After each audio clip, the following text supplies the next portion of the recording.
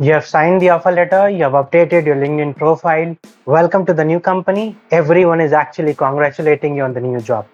But inside your head, there's a silent fear hitting you really bad from the background. Probation period. Yes. In the corporate world, getting a job is only 50% of the battle.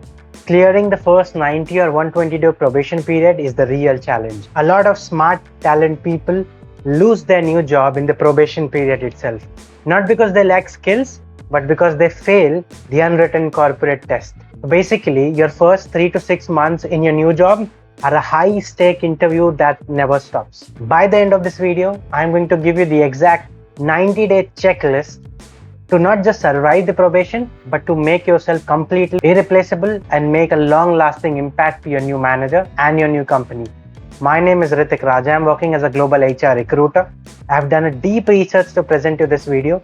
So please hit the like button and subscribe to my channel, and let's get into it. So in the start, let's understand what is a new manager and your new company actually looking during your probation.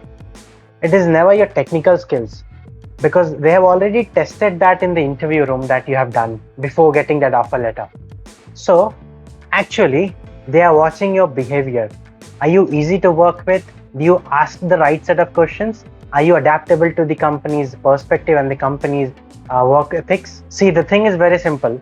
Most manager decides if they want to keep you or fire you within the first 30 days only. The next 60 to 90 days are just the HR formalities to confirm the bias. If you just sit quietly in your cubicle or your Zoom waiting for somebody to hand you a to-do list, then you're already failing out. The key is very simple: proactive visibility. Yes. So let's break down exactly what do you need to do month by month to secure that permanent confirmation letter. First, we are going to talk about day 1 to day 30. This is a sponge phase. In this, your only goal in the first month is to absorb information without being annoying. You can schedule one-on-one meetings with your immediate team members.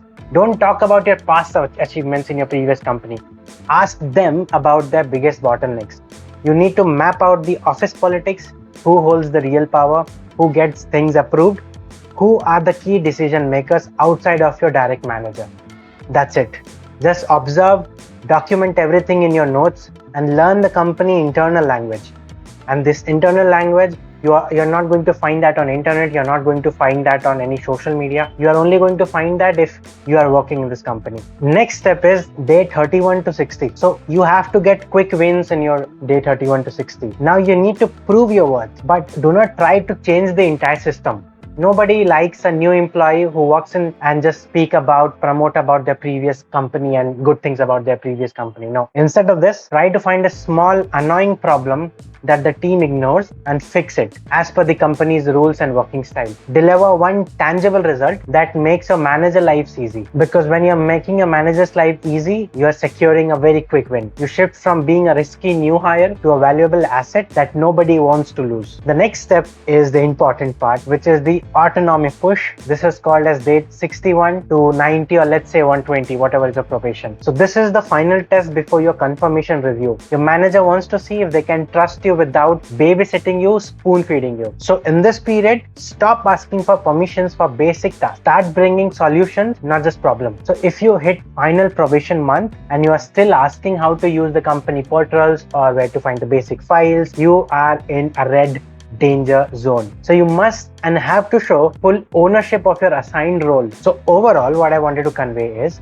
surviving your probation is not about working 14 hours a day to impress people. No, you're not here to impress people. You are just here to get the work done. It is all about strategic alignment. Understand and observe in month 1, deliver a quick win in month 2, and show complete independence from month 3. If you follow this checklist, your confirmation letter is 100% guaranteed. That's it for the video, guys. I hope it has helped you build confidence for your new job. And I believe it has given you a fair idea about the absolute 100% working ways to absolutely crack your probation period. Hit the subscribe button, and if you have any further queries or you want me to cover any particular topic, just drop a comment below and I will make sure that I reply to that. With that note, I thank you so much for watching. I will see you in the next video very soon.